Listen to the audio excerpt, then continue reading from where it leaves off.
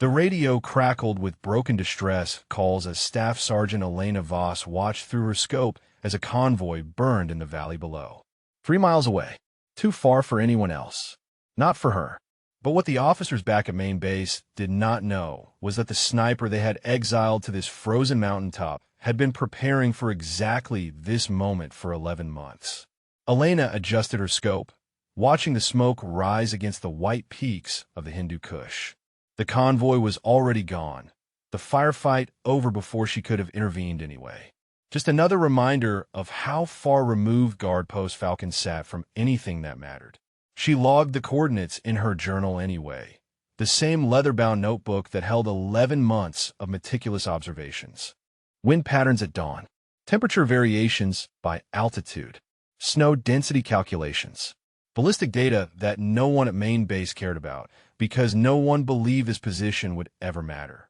The guard post itself was nothing more than a reinforced observation bunker carved into the mountain at 9,000 feet. 2 soldiers, 1 sniper rifle, a radio that barely reached battalion headquarters 20 miles south. Elena had stopped counting the days since she had seen another American face beyond PFC Diaz, her radio operator, and the only other person assigned to what everyone called the forgotten flank. She heard the scrape of boots on stone and turned to see 3 Afghan children approaching up the narrow trail. They came most mornings, drawn by curiosity and hunger in equal measure. The oldest could not have been more than 10. Elena reached into her pack and pulled out 2 MRE pouches, handing them over with a small smile. The children took them with rapid thanks in Pashto and disappeared back down the trail like mountain ghosts. Diaz emerged from the bunker, steam rising from the coffee cup in his hands. "You're going to run out of food doing that," he said. Elena shrugged. "Then I will eat less." The kid looked at her with that expression she had grown used to over the past year, the one that said he could not quite figure out why she cared so much about a post that command had made clear was just a box to check on a map. She knew what they said about Guard Post Falcon back at battalion. Babysitting rocks. A waste of 2 perfectly good soldiers. The place they sent people they wanted to forget. Major Kirkland had said as much to her face 6 months ago, in front of half the operations staff. "This position is a drain on resources, Sergeant Voss. You are up there watching empty mountains while we are shorthanded on actual missions. But since you seem to enjoy questioning tactical decisions, you can enjoy the view." The memory still burned. Not because of the assignment, but because of what it represented. Proof that speaking up, even when you were right, was career suicide if you did it to the wrong person at the wrong time. Before we continue, drop a comment and let us know what state you're watching from. Maybe you have witnessed similar acts of courage where you are from. Diaz handed her the coffee and gestured at her journal. "Still doing your weather homework? Someone should know what conditions are like up here," Elena said. "If this position matters, we should know how to use it." The radio squawked with the morning check-in call. "Guard Post Falcon, this is Warhorse Main. Radio check, over." Elena keyed the handset. "Warhorse Main, this is Falcon. Lima Charlie, over." The voice on the other end was bored, perfunctory. "Roger, Falcon. Nothing to report?" "Negative," Elena said, watching the valley below. "All quiet on the forgotten flank." There was a pause, then a different voice came through, younger, more careful. It was Lieutenant Park from the intelligence section, one of the few people at battalion who did not treat Guard Post Falcon like a punchline. "Falcon, be advised weather is tracking a significant system moving into your sector. Could be a big one." Elena glanced at the sky. She had already seen the signs in the cloud formations at sunrise, the shift in wind direction, the way the temperature had dropped 3 degrees in the past hour. "Copy that, Warhorse. We are prepared for heavy weather." Another voice cut in, sharp and dismissive. "Major Kirkland. Falcon, this is Warhorse 6. Maintain standard posture and stop cluttering the net with weather reports. We have actual operations to coordinate." Out. The radio went dead. Diaz looked at her with sympathy. "That guy really does not like you." Elena set down the handset and returned to her scope, scanning the ridge lines across the valley. "The feeling is mutual." She spent the next 2 hours on watch, logging observations, calculating range cards for every piece of terrain within 3,000 yards. It was the kind of preparation that would have seemed obsessive to anyone else. But Elena had learned long ago that the difference between impossible and inevitable was usually just preparation meeting opportunity. The storm rolled in just after noon, exactly when her calculations had predicted. Within 20 minutes, visibility had dropped to less than a quarter mile. The wind picked up, howling through the peaks with a sound like turbines. Diaz secured the exterior equipment, while Elena retreated to the observation post, watching the world disappear into white. She was reviewing her notes when the radio crackled again. This time it was not a scheduled check-in. It was Lieutenant Park, his voice low and urgent. "Falcon, this is Warhorse 2, discrete channel. Elena Suikid Frecuencias. Go ahead, too. Just got an intercept from collection assets. Unusual radio traffic in your sector. Multiple networks. The pattern matches pre-operation coordination. Thought you should know." Elena felt her pulse quicken. Grid location? Park gave her the coordinates. It was a valley system 6 miles northeast, terrain that everyone said was impassable in winter. She had been watching that area for 3 months, ever since she had noticed odd patterns in the snow, tracks that suggested regular movement despite the difficulty. "Copy that," she said. "I will monitor and report." "Kirkland does not want to hear about it," Park said quietly. "He's convinced those valleys are empty. Just giving you a heads up." Out. Elena switched back to the main net and raised her scope, adjusting for the thermal imaging attachment. The storm made visual observation impossible, but thermal signatures could cut through the snow and wind. She began a methodical scan of the valley Park had identified. For 10 minutes, she saw nothing but white static and the heat signatures of wildlife. Then, just as she was about to lower the scope, she caught it. A cluster of signatures moving in formation. Too organized to be animals. Too numerous to be a patrol. She counted quickly. 30. 50. More appearing as her scan widened. "Diaz," she called. "I need you to confirm something." He joined her at the scope, looking through the thermal display. His breathing changed when he saw what she was seeing. "Those are dismounts. A lot of them." Elena was already on the radio. "Warhorse Main, this is Falcon. I have multiple thermal signatures in Grid Papa Tango 746. 320. Count is at least 60 dismounts in tactical formation. Assess possible enemy movement. Over." The response was immediate and dismissive. Kirkland again. "Falcon, we have no intelligence indicating enemy presence in that sector. You're likely seeing displaced civilians or wildlife. Do not make assumptions based on thermal shadows." Out. Elena stared at the scope. The signatures were spreading out in a pattern she recognized from a dozen tactical manuals. A reconnaissance screen, pushing ahead of a larger force. She keyed the radio again. "Warhorse, this is Falcon. Movement pattern is consistent with military operations. Request tasking of ISR assets to confirm." Over. "Falcon, you are seeing things," Kirkland said, his voice edged with irritation. "That terrain is impassable in current conditions. Maintain your post and stop wasting operational bandwidth. This is your final warning." Out. Diaz looked at her. "What do we do?" Elena watched the thermal signatures continue their advance through terrain everyone said could not be crossed in winter. The storm was intensifying. Visibility would be 0 within hours. And somewhere beyond that ridgeline, something was moving that battalion command refused to believe existed. She reached for her journal and began calculating wind drift, air density, and range estimation for extreme weather conditions. Because preparation was all she had. And if she was right, if those signatures were what she thought they were, then the forgotten flank was about to become the only thing standing between the enemy and 800 American soldiers who had no idea what was coming. The storm swallowed the mountains whole as night approached, and Elena Voss settled in to watch the darkness, alone except for one private, and a scope that could see what no one else would believe was there. The briefing room at Forward Operating Base Warhorse had been packed 6 months ago when Major Kirkland made an example of her.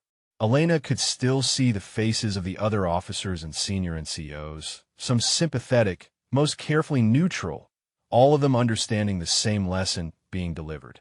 Staff Sergeant Voss, Kirkland had said, standing at the front of the room with a map of the operational area behind him. Perhaps you would like to explain to everyone here why you believe your tactical assessment should override the combined judgment of battalion intelligence, operations, and our brigade planners. She had tried to keep her voice steady. Sir, I am simply pointing out that the route through the Korangal creates unnecessary exposure. The ridgelines provide multiple ambush positions, and our reaction time would be severely limited.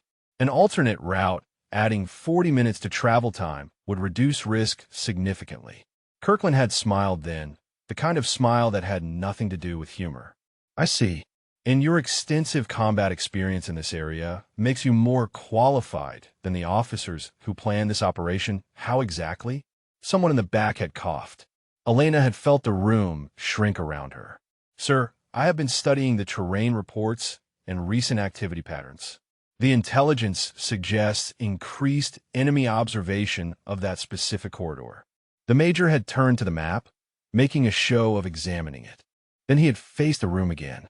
What Staff Sergeant Voss is really saying is that she does not trust our intelligence officers to do their jobs, that she believes her personal opinions should dictate operational planning. That is called insubordination dressed up as tactical analysis. The operations officer had shifted uncomfortably. Sir, perhaps we could review the alternate route proposal. No, Kirkland had cut him off. What we're going to do is ensure that soldiers who cannot follow the chain of command are placed where they cannot undermine actual operations. Voss, you are reassigned effective immediately. Guard Post Falcon. You can spend your time watching empty mountains and thinking about the importance of respecting rank and experience. The convoy had used the route Kirkland insisted on. 4 days later, it hit an IED in exactly the location Elena had identified. 3 soldiers wounded. The after-action report had mentioned bad luck and the evolving nature of insurgent tactics. No one had mentioned her warning. Diaz broke in her thoughts, handing her an MRE pouch. You're thinking about that briefing again. Elena took the food without looking at it. How can you tell? You get this expression, he said, like you're trying to burn a hole through a memory. She managed a thin smile. The kid was 22, from San Antonio, and had been assigned to Guard Post Falcon because he asked too many questions during a radio procedure inspection. Wrong answer to the wrong officer. Same story, different details. That is how you built a guard post crew. You filled it with people someone wanted gone. Why do you stay? Diaz asked. I mean, you could request a transfer. Take yourself off this rock. Elena looked out at the storm. Because someone needs to be here. Because forgotten does not mean unimportant. The wind hammered the bunker walls, snow piling against the observation ports. She returned to her scope, scanning the thermal display. The signatures she had seen earlier were still there, but they had changed position, moved 300 yards closer to the ridgeline. Still in formation, still advancing through terrain that was supposedly impassable. She keyed the radio again, switching to the discrete channel. Warhorse 2, this is Falcon. You monitoring? Lieutenant Park came back after a moment. Go ahead, Falcon. Previous contacts have moved closer. Now at Grid Papa Tango 7 Fornin, 3-3. Pattern remains consistent with tactical movement. I need you to see if you can get overhead assets on this. There was a long pause. Falcon, I believe you. But Kirkland has already put out the word that you are chasing ghosts. If I push for ISR tasking based on your reports, he will shut it down and probably come after me too. Elena closed her eyes. She understood the calculation. Park was a good officer, one of the few who actually listened to enlisted input. But he had a career to protect, a family to feed. Asking him to stake his credibility on the word of a disgraced sniper assigned to a forgotten post was asking too much. Copy that, she said. Understood. For what it is worth, Park said quietly, I think you are right to be worried. The intercepts show too much coordination. But I cannot prove it, and Kirkland will not hear it. Just keep your head down and stay safe up there. Out. The radio went silent again. Diaz looked at her, waiting. He had become good at reading her moods over the months they had spent together on this mountain. When to talk, when to give space, when to simply be present. They do not believe us, she said. I know. If I am right, Diaz said slowly, if that is what we think it is out there, what can we do about it? 2 people on a mountain. What difference does that make? Elena pulled her journal across the table and opened it to the range cards she had been developing since the day she arrived. Every ridgeline, every valley approach, every piece of terrain within 3,000 yards had been measured, calculated, and logged. Wind patterns by time of day and weather condition. Temperature gradients. Snow depth variations. Everything that would matter if she ever needed to take a shot under extreme conditions. We do what we are supposed to do, she said. We watch. We prepare. We make sure that if it matters, we are ready. Diaz looked at the meticulous notes, page after page of calculations that most snipers would consider excessive. You really think one shot could make a difference?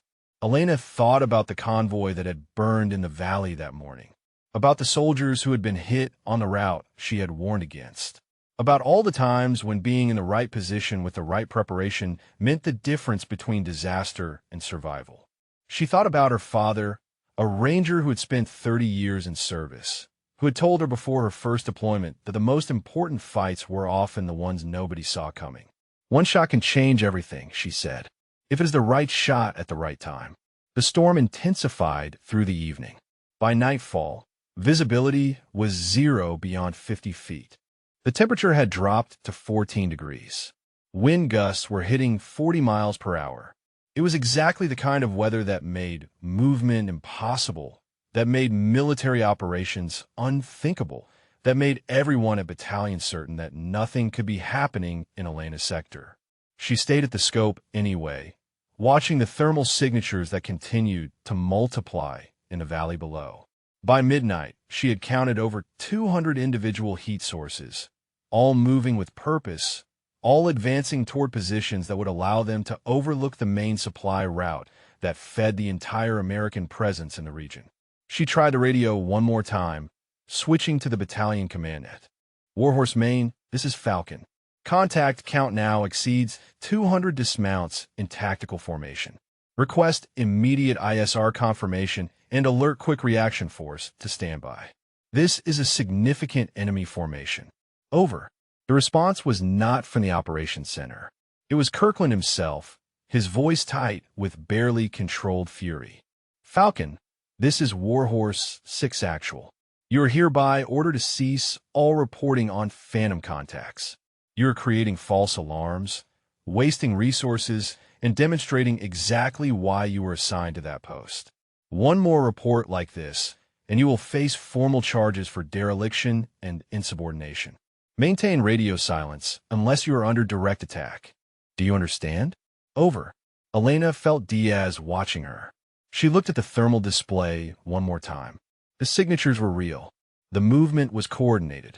The threat was building towards something that would put hundreds of American soldiers at risk. But the man who controlled her career, who had already destroyed it once, was ordering her to ignore what she could see with her own eyes. She keyed the handset. Warhorse 6, Falcon copies all. Out. She set down the radio and returned to her scope. Diaz moved beside her, his face serious. So what do we do now? Elena looked at the storm outside, at the enemy force maneuvering through weather that should have stopped them, at the battalion that refused to believe they existed. She thought about all the times in her career when she had been told to stay quiet, to accept the judgment of those who ranked above her, to trust that the system would protect the people it was supposed to protect. Now, she said, we get ready, because when they realize I am right, we are going to be the only thing standing between them and disaster. And I will be damned if I let this forgotten flank become a forgotten massacre. The thermal scope revealed what the blizzard concealed.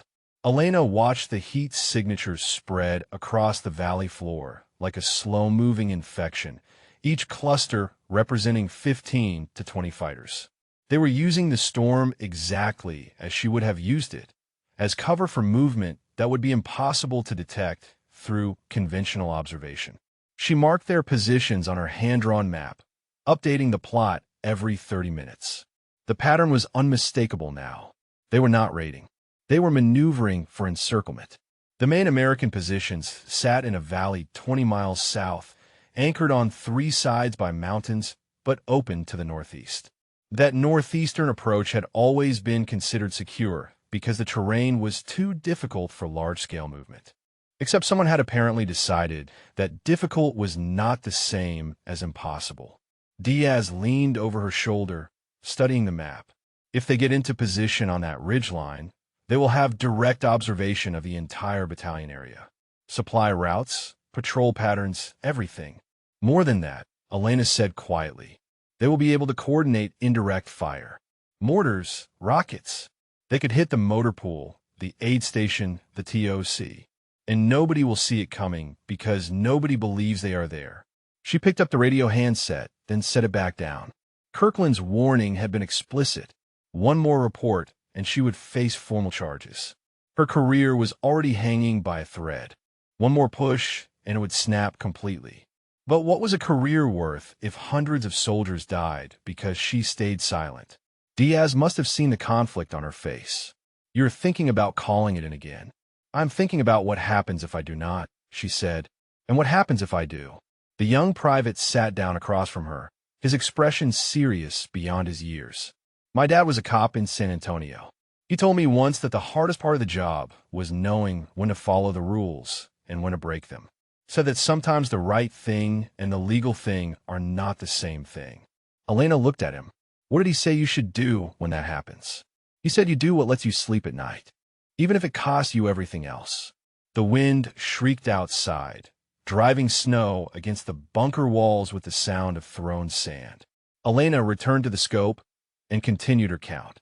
240 signatures now, moving with discipline and purpose, setting up in positions that would take days to dig out once the storm passed, positions that would give them commanding fields of fire over the American base.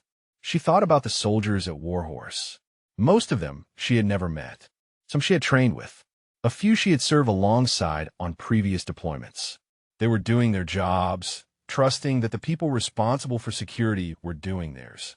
They had no idea that the forgotten flank they joked about was about to become the axis of attack that could destroy them. Elena made her decision. She switched to the discreet channel. Warhorse 2, this is Falcon. Discreet traffic. Lieutenant Park answered quickly, his voice tense. Falcon, you should not be on the net.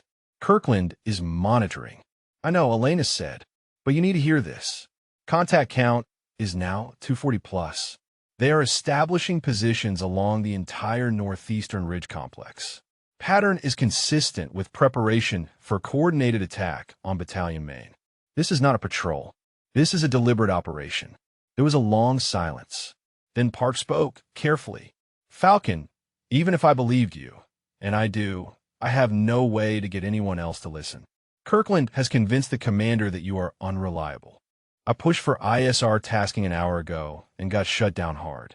What about going directly to the battalion commander? Tried that too, Park said.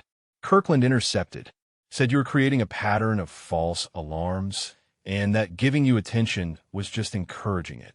He has got the old man convinced that this is about you trying to seem important. Elena felt the frustration building like pressure behind her eyes. So we just wait? We watch them get into position and do nothing? I did not say that, Park replied. I have been pulling everything I can find on enemy activity in your sector. Comms intercepts, pattern analysis, historical movement. I am building a case. But it takes time to put together something solid enough that they cannot dismiss it. We do not have time, Elena said, watching another cluster of signatures appear on her scope. They will be in final positions by dawn. Once the storm clears, they will have every advantage. Park exhaled slowly. Keep logging what you see. Exact coordinates, times, count estimates. Make it detailed enough that when this goes sideways, we have proof that someone was watching and reporting. At least then there will be accountability. It was cold comfort, but it was something. Elena copied. I will maintain detailed logs. And Falcon, Park added, his voice dropping lower. Start thinking about your own security. If they're moving that many people through your sector, then no guard post Falcon exists. You might become a target. The thought had already occurred to her. The post was designed for observation, not defense. 2 people, 1 heavy weapon, limited ammunition. If the enemy decided to neutralize the position before their main attack, it would not take much effort. We will be ready, Elena said, though she was not sure what ready meant when facing 200 fighters with nothing but a sniper rifle and determination. She spent the next 2 hours doing exactly what Park suggested, creating a detailed log of every observation. Grid coordinates down to the meter. Time stamps. Count estimates. Movement patterns.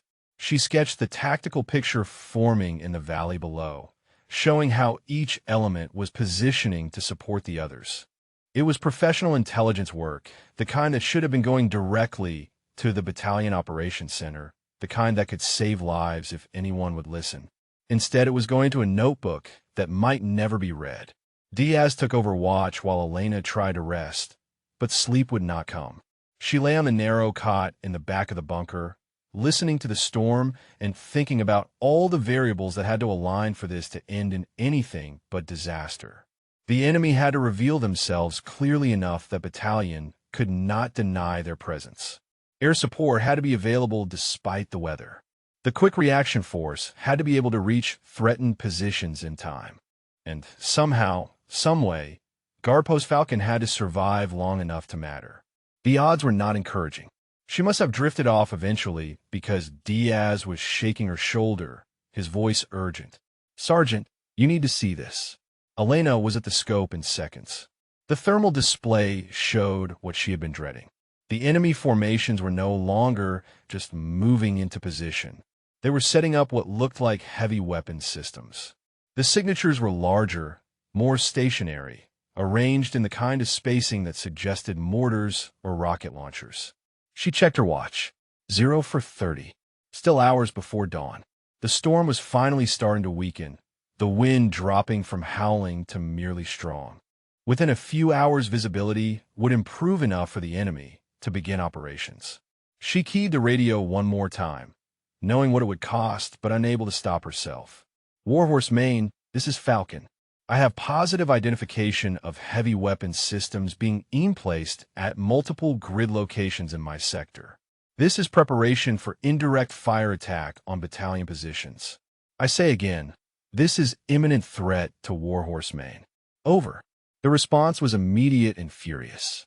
"Falcon, this is Warhorse 6. You were given a direct order to maintain radio silence. You are hereby relieved of duty and will remain in place pending investigation for insubordination and filing false reports. Do not transmit again on this net. Out." Diaz stared at her. "He just relieved you." Elena set down the handset and returned to the scope. "I know. So what do we do?" She adjusted the magnification, studying the enemy positions with the kind of focus that came from knowing that everything was about to change. "We do our job, because in about 3 hours, when the sun comes up and the storm clears, battalion is going to realize I was right. And by then it might be too late for warnings to matter." She pulled her rifle from its case and began the methodical process of checking and preparing it. Diaz watched her for a moment, then moved to his own weapon and started doing the same. 2 soldiers on a forgotten mountain, watching an enemy force that outnumbered them 100 to 1, waiting for the moment when invisible became critical. Elena looked through her scope one more time at the valley full of threats that nobody else could see. The thermal signatures glowed against the cold background like embers scattered across darkness. 260 contacts now, all of them moving into position. All of them preparing for an attack that would catch 800 American soldiers completely by surprise. Unless one shot could change everything. She began calculating ranges. The journal had become Elena's lifeline. 11 months of observations condensed into pages of data that nobody else believed mattered. She flipped through them now, cross-referencing wind patterns with temperature gradients, checking her ballistic calculations against the current conditions. The storm was weakening, but far from over. Wind speed had dropped to 25 miles per hour with gusts to 35. Temperature holding at 12 degrees. Barometric pressure falling. Snow density approximately 40% due to the blizzard conditions. Visibility improving slowly, now at 300 yards and climbing. These were not conditions for precision shooting. These were conditions that every manual said made long-range engagement effectively impossible. The variables were too numerous, too unpredictable. Wind alone could push a bullet several feet off course at extended range. Add in snow, temperature extremes, and reduced visibility, and the margin for error became astronomical. But Elena had not spent 11 months on this mountain doing busy work. Every page in her journal represented preparation for exactly this scenario. She knew how wind moved through these valleys at different times of day. She knew how temperature affected ballistic performance at high altitude. She had test-fired her rifle in every weather condition short of a full whiteout, logging the results, adjusting her understanding. Diaz moved beside her with a fresh pot of coffee, the smell cutting through the cold air of the bunker. "You really think you can make a shot in this?" Elena did not look up from her calculations. "I think I have to try." She had identified the key target an hour ago. Through the thermal scope, she could see him clearly, a signature that moved differently from the others. He stayed central to the formations, other fighters orienting on his position. When he moved, groups repositioned. When he stopped, activity consolidated around him. It was the pattern of command, the signature of someone coordinating the entire operation. Range to target was 2,100 yards, just over a mile and a quarter. In ideal conditions, with a stable shooting platform and perfect visibility, it was a difficult but achievable shot for a trained sniper. In current conditions, it bordered on impossible. But impossible was what happened when you gave up. Difficult just meant you had to be better. She opened her journal to the wind data. At this altitude and time of morning, prevailing wind from the northwest at 18 to 22 miles per hour. But the valley created eddies and shifts, wind that could change direction within seconds. She would have to read the conditions at the moment of the shot, trust her preparation, and accept that even perfect execution might not be enough. Lieutenant Park's voice crackled over the discreet channel. "Falcon, you still monitoring?" Elena keyed the handset. "Go ahead.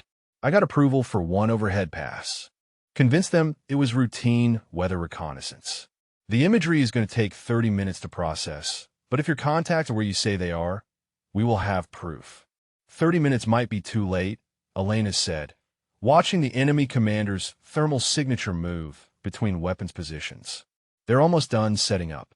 "I know," Park said. "I'm doing what I can." But Kirkland has the commander's ear, and mine is just a lieutenant's voice.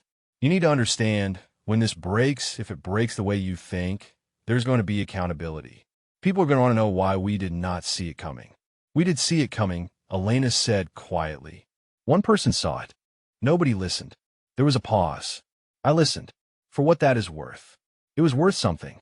Not enough to change the immediate situation, but something. Elena appreciated that Park was trying, even if the system he worked within made trying almost meaningless.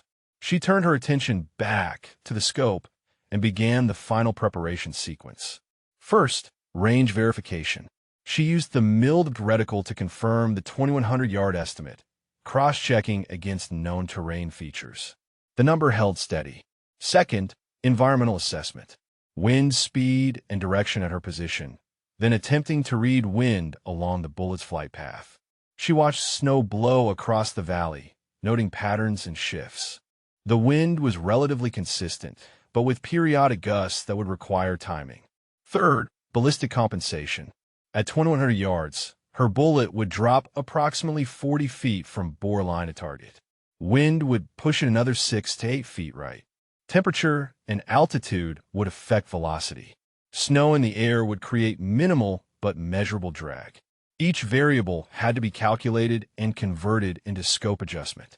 Diaz watched her work through the calculations, using formulas she had committed to memory months ago. "You have done this before," he said. "Not the shot, but the prep. You have been planning for this." Elena made a final notation. "Every day for 11 months. Different scenarios, different conditions. I knew that if this post mattered, it would matter under the worst possible circumstances. So I prepared for the worst."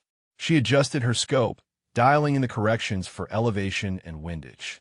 The adjustments were extreme, pushing the limits of what her optic could compensate for. She would be aiming several feet above and to the left of her actual target, trusting mathematics and preparation to bring the bullet home. Her father had taught her about this kind of shooting when she was 16, taking her to a range in Colorado where they could practice at extended distances. Most people think sniping is about the trigger pull, he had said, but the trigger is the easy part. It is everything before the trigger that determines success or failure. Preparation, calculation, patience. The shot itself is just the conclusion of work already done. She thought about him now, wondered what he would say about her situation. Probably something about doing the right thing regardless of cost. He had built a career on that philosophy, made plenty of enemies doing it, and retired with a clear conscience and a chest full of medals that represented moments when integrity mattered more than convenience. The radio squawked with routine traffic from battalion. Normal operations continuing, everyone unaware of the threat building just miles away. Elena listened to the casual chatter and felt the weight of what she knew pressing down on her shoulders. In less than an hour, the sun would rise. Visibility would improve. The enemy would have clear observation of every American position in the valley, and the attack would begin. Unless she could stop it, she settled into her shooting position, feeling the familiar compression of her body against the rifle, the stock pressed in her shoulder, her cheek welded to the rest. Her breathing slowed, falling into the rhythm she had practiced 10,000 times. Slow inhale through the nose, slower exhale through the mouth. Heart rate dropping, body becoming stable. Diaz took position as spotter, though his role would be limited in these conditions. Mostly he would watch for impact, help her read wind, and provide a second set of eyes on the target. It was what you did when your shooting partner was about to attempt something that defied reasonable odds. Target is stationary, Diaz reported. Center of the cluster at Grid Papa Tango 7 Fivione 3 Twosevin. Elena found him in her scope. The thermal signature was clear despite the snow. A human shape among other human shapes, distinguished only by the pattern of movement around him. She would have one chance. The sound of her shot would give away her position. The enemy would respond. And even if she hit, even if she took out their commander, there were still hundreds of fighters down there who might decide that eliminating Guard Post Falcon was worth the effort. Wind is gusting, Diaz said. Wait for the lull. Elena watched snow blow across her field of view, tracked the patterns, felt for the rhythm. Extreme distance shooting was part science and part instinct. Numbers and calculations filtered through experience and feel. She had the numbers. The question was whether her instinct was good enough. The wind dropped. Not gone, but reduced. A momentary window.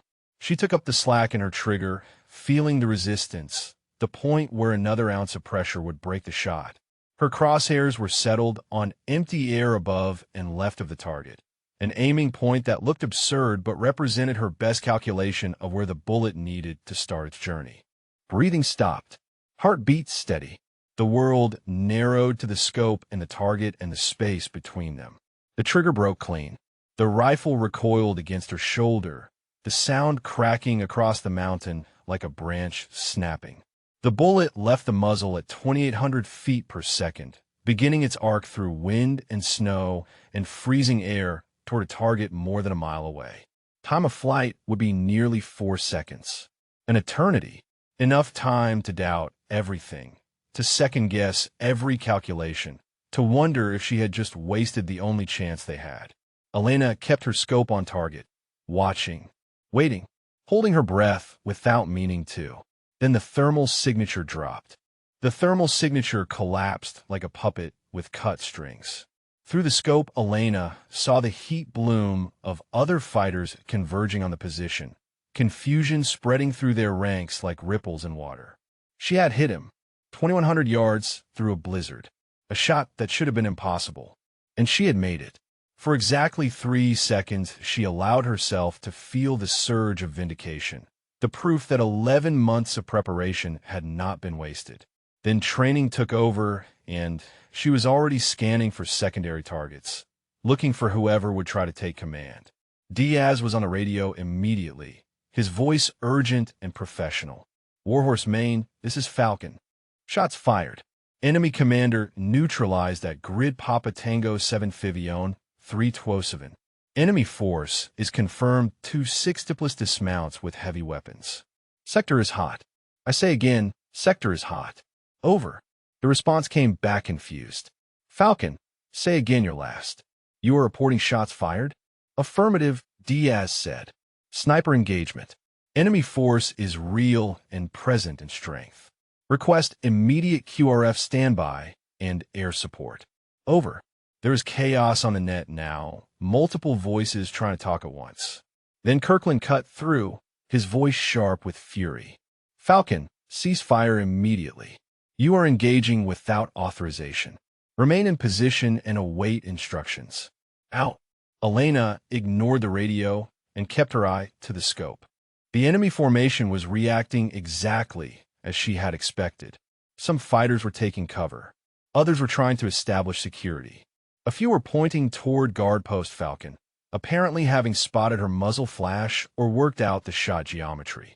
She found a fighter who seemed to be trying to organize a group and put her crosshairs on him. The wind had shifted slightly. She made a quick mental adjustment and fired again. The second target went down. Now the entire enemy force knew they were being engaged. Heat signatures scattered, seeking cover behind rocks and in depressions. But they were committed to their positions, had invested hours getting into place. They could not withdraw quickly through the storm. Diaz's voice rose with urgency. Sergeant, they're turning toward us. I see them, Elena said, tracking movement. She estimated at least 30 fighters breaking off from the main body, moving up the slope toward guard post Falcon. They were still 2 miles away, but closing steadily.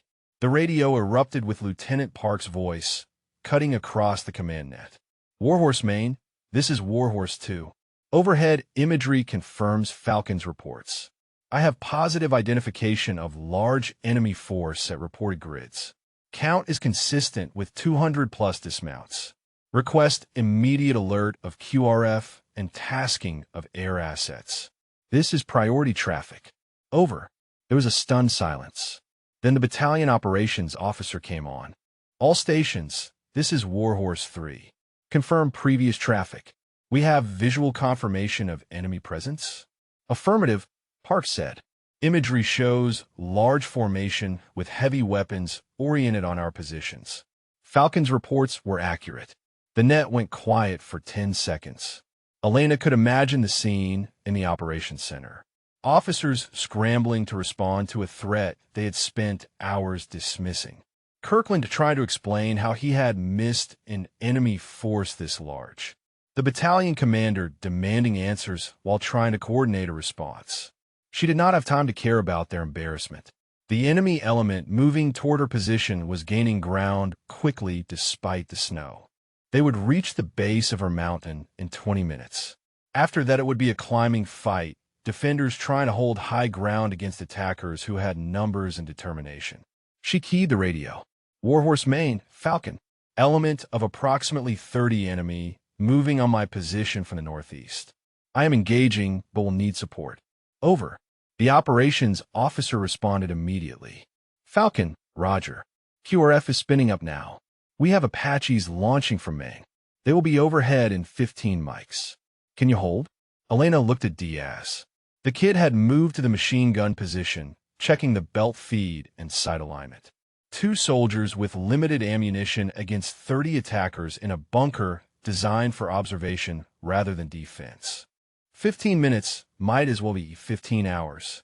We will hold, she said into the radio, and hoped it was not a lie.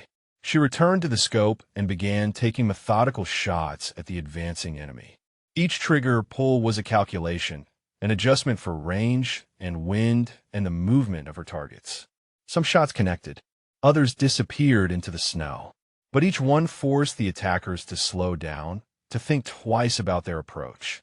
Diaz opened up with a machine gun, sending burst downslope at targets he could barely see through the storm.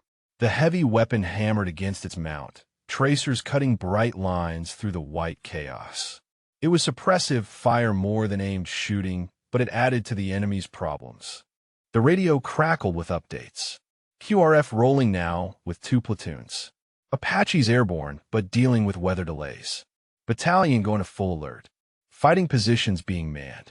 Air Force scrambling close air support from Bagram. The entire operation shifting from routine to combat in the space of minutes. And at the center of it all, guard post Falcon. The forgotten position that nobody thought mattered. Elena's rifle clicked empty. She dropped the magazine and reached for a fresh one, movements automatic from years of practice. 20 rounds gone. She had 8 magazines total, 160 rounds, against 30 attackers who were now less than a mile away. The math was not encouraging. Movement in her peripheral vision. She swung the scope left and caught a group of fighters trying to flank up a parallel ridge. They were good, using terrain and cover, advancing with the discipline of trained soldiers. These were not amateurs. These were fighters who knew what they were doing. She engaged the flanking element, dropping 2 before they could find cover. The others went to ground, pinned, but not eliminated. Diaz shifted his machine gun fire to support, walking tracers across their position. The radio brought Lieutenant Park's voice. Falcon, be advised overhead, shows enemy main body is beginning to displace. Your shots have disrupted their timeline. They're trying to withdraw before they lose air cover. Copy, Elena said, but I've got immediate problems here. Understand, Apaches are pushing through weather. ETA now 12 minutes. 12 minutes. 720 seconds. Elena went back to shooting, trying to make every round count. The attackers were spreading out now, making themselves harder targets. They had figured out there were only 2 defenders and were adjusting tactics accordingly. A bullet cracked past the observation port, close enough that she felt the pressure wave. Return fire. They had her position ranged. Diaz ducked as rounds impacted against the bunker wall, concrete chips flying. Elena shifted positions, moving to a secondary firing port. She found a target and dropped him. Found another and missed. The conditions were deteriorating, visibility dropping again as the storm intensified. The brief window of clarity was closing. Her radio earpiece carried frantic traffic from battalion. Units moving to blocking positions. Air assets coordinating attack runs. Artillery being plotted. The entire system that had dismissed her warnings was now scrambling to respond to the crisis she had been reporting for hours. But none of that helped her immediate situation. The enemy was 300 yards away now, close enough that she could see individual figures through the scope, close enough that their small arms fire was becoming accurate, close enough that the bunker's thin walls were not going to protect them much longer. Diaz's machine gun ran dry. He dropped below the firing line to reload, hands moving fast. How many belts we got left? 4, he said. Maybe 800 rounds. Make them count, Elena said, and went back to her scope. She thought about her father again, wondered if he had ever been in a situation like this, outnumbered and outgunned with no good options. Probably. He had done 3 deployments to Iraq and 2 to Afghanistan. He never talked much about the bad days, but she had seen the way his eyes went distant sometimes, the way he would pause before answering questions about combat. What would he say now? Probably something about not quitting, about making the enemy pay for every inch, about trusting that if you did your job, the system would do its job. She hoped he was right about that last part. The lead enemy fighters reached the base of the slope. 200 yards out, they were setting up a support by fire position, establishing a base from which others could assault. Standard tactics. Effective tactics. Elena put rounds into the support position, disrupting their setup. Diaz hammered them with a machine gun. Between them, they created enough chaos to slow the advance. But it was a delaying action. The enemy had time and numbers. Eventually, they would find a way through. The radio crackled. Falcon, Warhorse 3. Apaches have visual on your position. Danger close, authorization granted. Mark your position with IR strobe. Diaz grabbed the strobe from their emergency kit and activated it, placing it in the observation port where the helicopters could see the infrared pulse. Elena kept shooting, counting down seconds until the cavalry arrived. Then she heard it, the distinctive thump of rotor blades cutting through storm winds. The Apaches coming in low and fast, their thermal sights already locked on targets. The first rocket struck the enemy support position, the explosion massive and brutal. The second and third followed, walking up the slope where the attackers had been advancing. The heavy machine guns on the helicopters opened up, 30-millimeter rounds tearing through anything they touched. The enemy broke. Survivors scattered, abandoning their assault, trying to escape the sudden hell that had descended on them. The Apaches pursued relentlessly, hunting down fleeing fighters with methodical efficiency. Elena lowered her rifle and allowed herself to breathe. Diaz slumped against the bunker wall, his face pale and shocked. They had held. Barely, but they had held. The Apaches made 3 more passes before the enemy completely dispersed. Elena watched through her scope as the survivors fled back down the valley, abandoning equipment and wounded in their haste to escape. The coordinated force that had spent hours maneuvering into position was now scattered and broken. Their entire operation collapsed by one impossible shot and the response it triggered. The radio brought a new voice. "Falcon, this is Warhorse 6 Actual. Battalion Commander wants situation report." Elena recognized the operations officer, not Kirkland. She keyed the handset. "Warhorse, Falcon. Position secure. Too friendly, no casualties. Enemy force disrupted and withdrawing. Heavy weapons positions abandoned. Estimate 30 to 40 enemy Kia from engagement.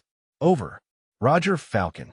QRF will be at your POS in 20 mics for assessment and resupply. Air assets continuing to track enemy withdrawal. Outstanding work up there. Out." Diaz looked at her with something between exhaustion and disbelief. Did he just say outstanding work? After Kirkland spent 12 hours calling you crazy? "People believe what they can see," Elena said quietly. "Now that they can see it." She began the methodical process of cleaning her rifle, muscle memory taking over while her mind processed what had just happened. The shot, the defense, the vindication. All of it felt surreal, like something that had happened to someone else, and she was just observing from a distance. Her hands were shaking. She had not noticed during the fight, adrenaline and training overriding everything else. But now, in the aftermath, her body was catching up to what her mind had pushed through. She set down the cleaning rod and flexed her fingers, willing them to steady. Diaz moved beside her and handed her a canteen. "You should drink something." She took it without argument, the water cold and sharp in her throat. "How are you holding up?" The young private managed a shaky smile. "I am pretty sure I aged about 5 years in the last 20 minutes. But I am good. We are good." The sound of helicopters grew louder. The QRF inbound, 2 Blackhawks carrying the platoons that would secure the area and assess the enemy positions. Elena stood and moved to the entrance of the bunker, watching them approach through the thinning storm. Lieutenant Park's voice came through on the discreet channel. "Falcon, you monitoring? Go ahead. You need to know what is happening down here. The imagery we got shows everything exactly as you reported. Timeline matches your logs. The intelligence section is going through intercepts now and finding traffic that correlates with the enemy movements.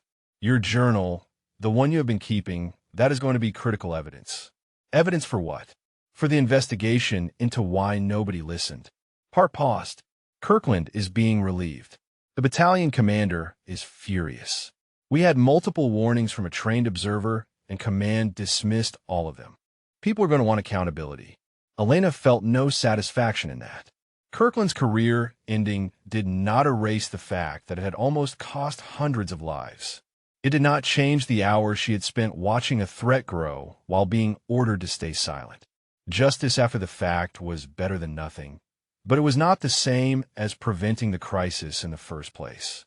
"What about the main enemy force?" she asked. "Scattered.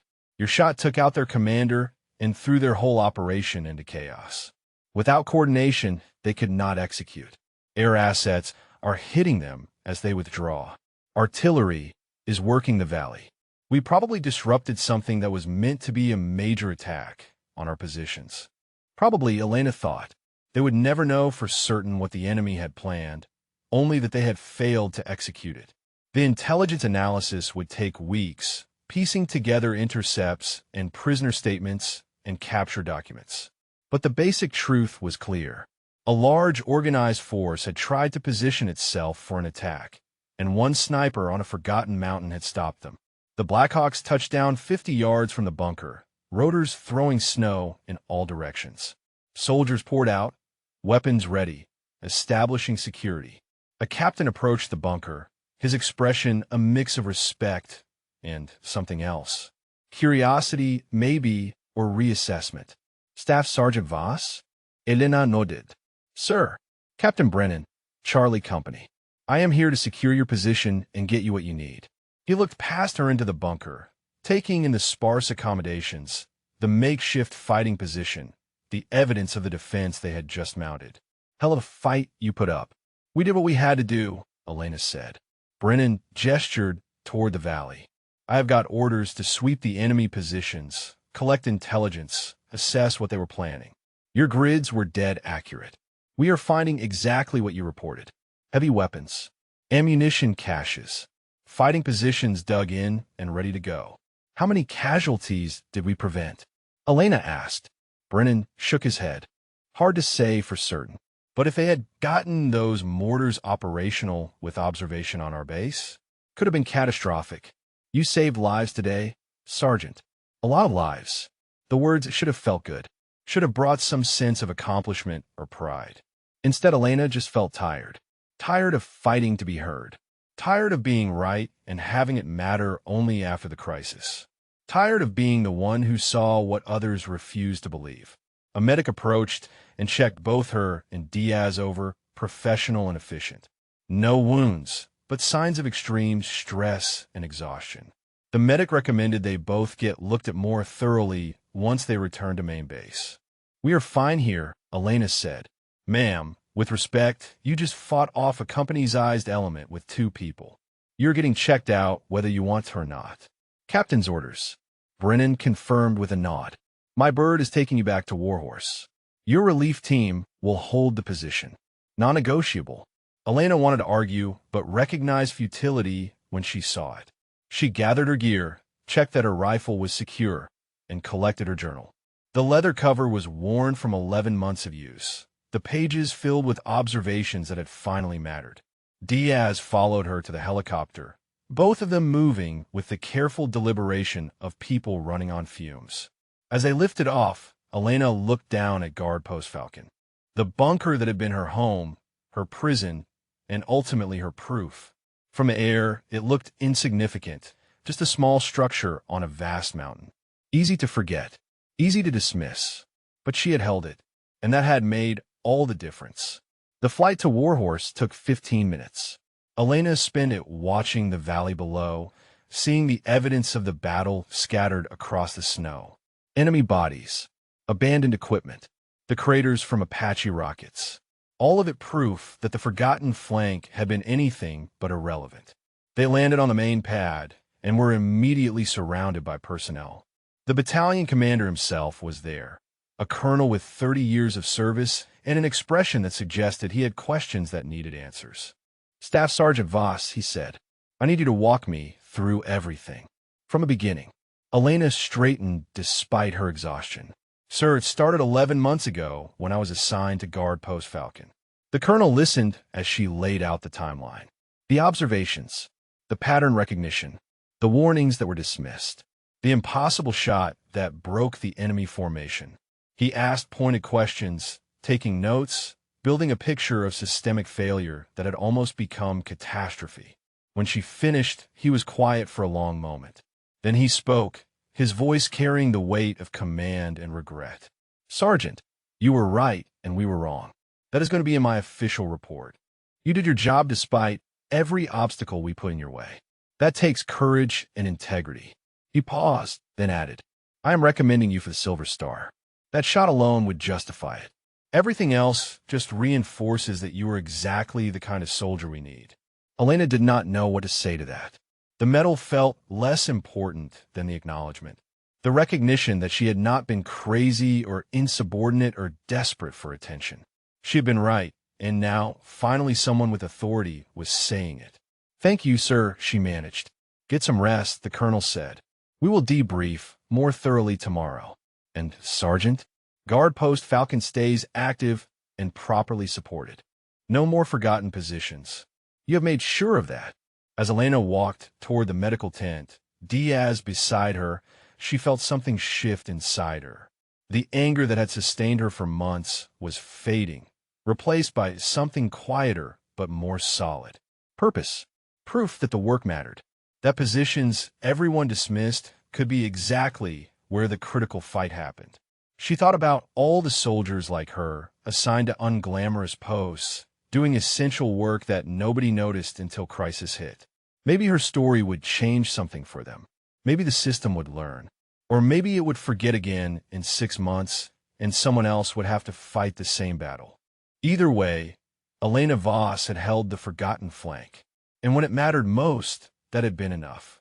The medical tent smelled of antiseptic and coffee. Elena sat on an exam table while a physician assistant checked her vital signs for the 3rd time, clearly concerned about the physical toll of the past 24 hours. Blood pressure elevated. Heart rate still running high. Signs of dehydration and exhaustion. You need rest, the PA said. Real rest, not combat naps. Elena nodded, but her mind was already moving forward. The debrief with the battalion commander was scheduled for 0800. Intelligence wanted to go through her journal page by page. Public affairs had questions about media coverage. The machine was turning, processing the crisis, looking for lessons and accountability. Diaz appeared in the tent entrance, cleaned up but still carrying the hollowed-out look of someone who had stared down death and barely blinked. "They cleared me," he said. "Told me to get food and rack out." "You should," Elena said. "You earned it." The kid shook his head. "Not until I know you are okay. We held that position together. We leave together." It was a small moment of loyalty, but it meant something. In 11 months, they had become a team, 2 people dismissed by the system who had proven their worth when it mattered most. That bond was not something either of them would forget.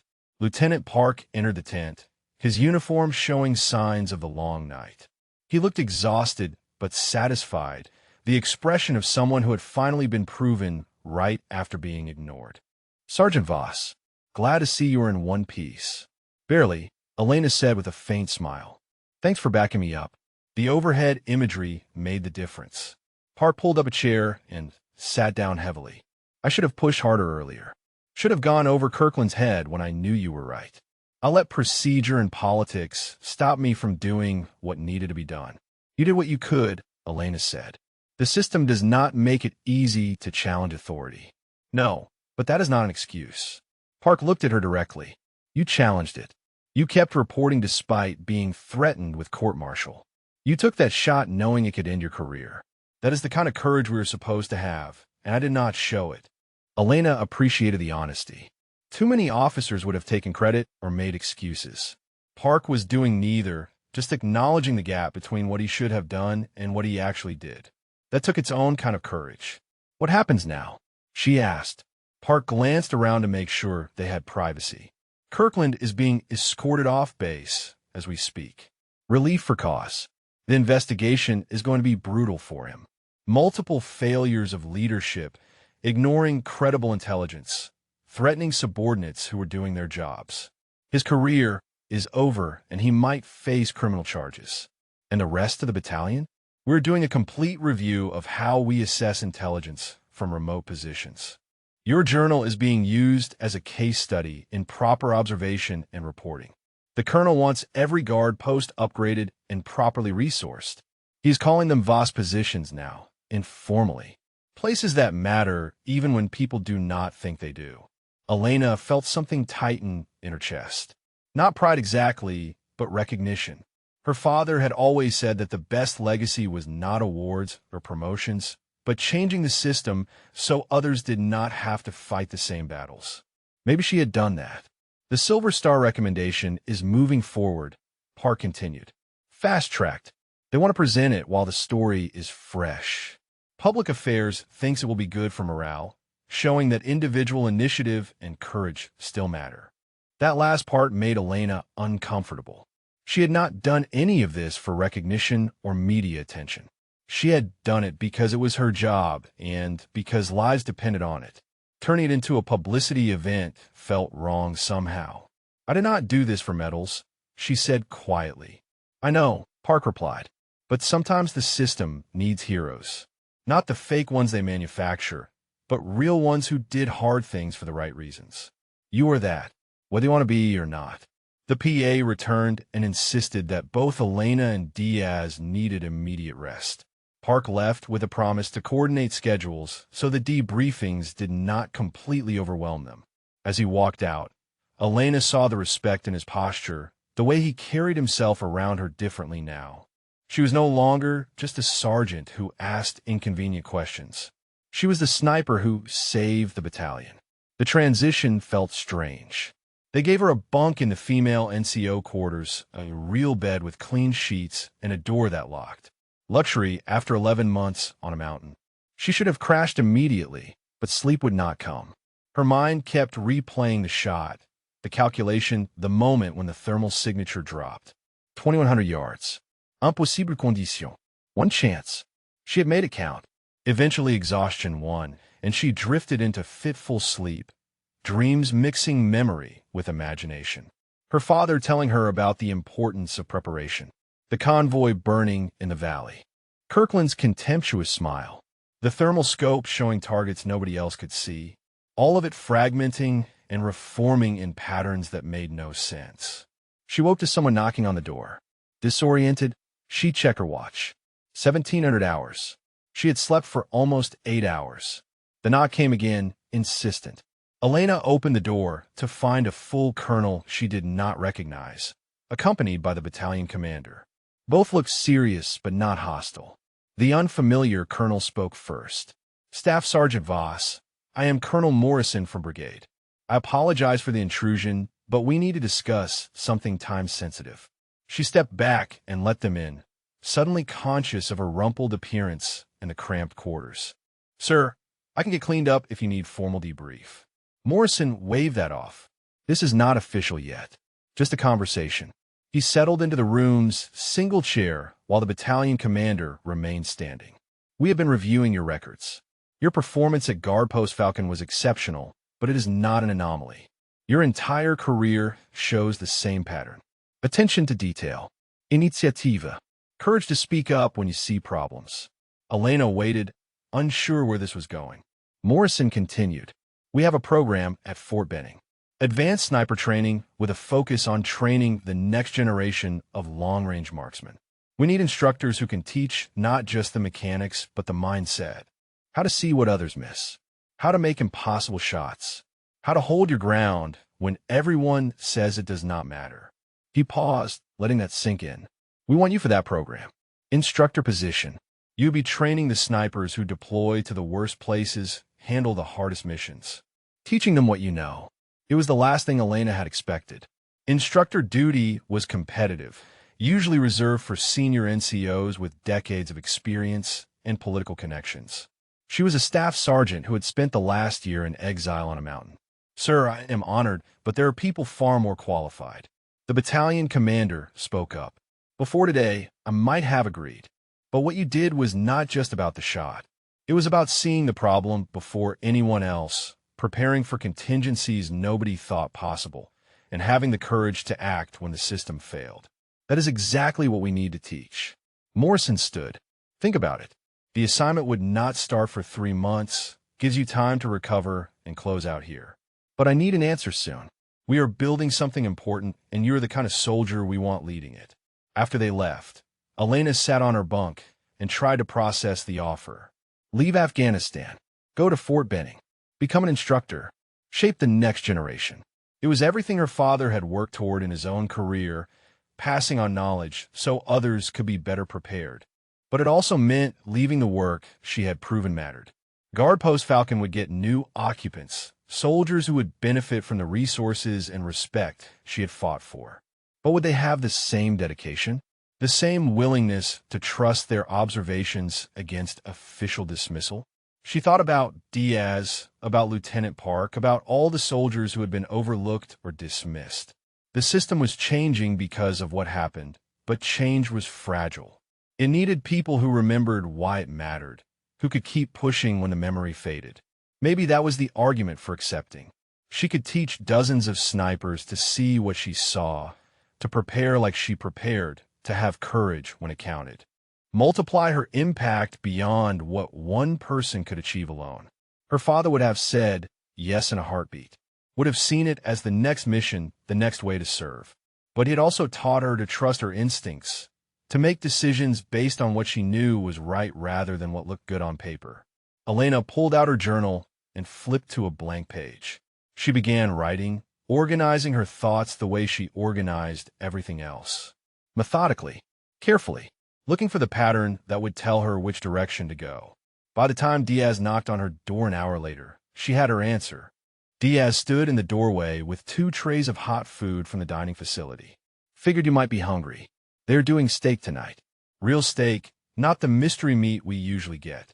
Elena gestured him in, and they sat across from each other. The first proper meal either had eaten in over a day. The food tasted better than it probably was, the simple pleasure of warmth and sustenance after crisis. They offer me a position, Elena said between bites. Instructor duty at Fort Benning. Advanced sniper training. Diaz looked up sharply. That is huge. That is career-changing. I know. You gonna take it? Elena set down her fork and looked at him. What do you think I should do? The kid considered that, chewing thoughtfully. I think you could teach people things they need to know. Things that might save their lives someday. That matters. But, he smiled slightly, but you are not asking what matters. You are asking what feels right. Those are not always the same thing. It was perceptive in a way that reminded Elena why she trusted him. Diaz might be young, but he understood people, understood the difference between doing what looked good and doing what aligned with who you were. I keep thinking about Guard Post Falcon, she said, about how close we came to it not matching. If I had not been there, if someone less prepared had been assigned, how different would today look? Diaz nodded slowly. But you were there, and now the system knows those positions matter. They are upgrading them, properly resourcing them. You already changed that. For now, Elena said, until the next crisis passes and people forget again. Until budget cuts or personnel shortages make someone decide that remote observation posts are wasteful. The system has a short memory. So you stay to be the reminder? Maybe. Or maybe I go teach so that dozens of snipers learn to see what I see. Prepare like I prepare. Stand their ground when it counts. She rubbed her eyes, exhaustion creeping back in. I do not know. Both options matter. That is the problem. They finished eating in comfortable silence. Finally, Diaz spoke again. My dad told me something when I enlisted. He said the military is not about individual moments of heroism. It is about building a culture where doing the right thing is normal instead of exceptional. Maybe that is what you are choosing between. Be the exceptional person in one place, or help make excellence normal across many places. Elena looked at him with new appreciation. That is pretty profound for a 22-year-old. I have my moments, he said with a grin. Then his expression sobered.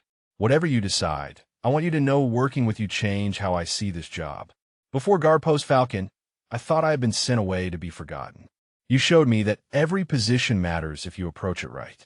That is worth more than any instructor could have taught in a classroom. The words hit harder than Elena expected. She had been so focused on her own struggle, on being heard and validated, that she had not fully considered how it affected Diaz.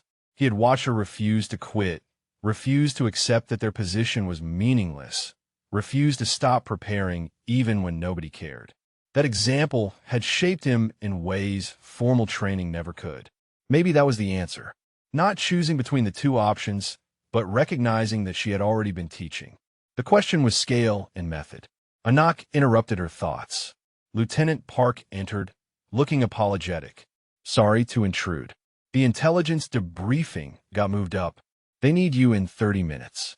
Elena stood and grabbed her uniform jacket. What do they find? More than we expected, Park said. The enemy commander you took out was not just tactical leadership. He was a regional coordinator.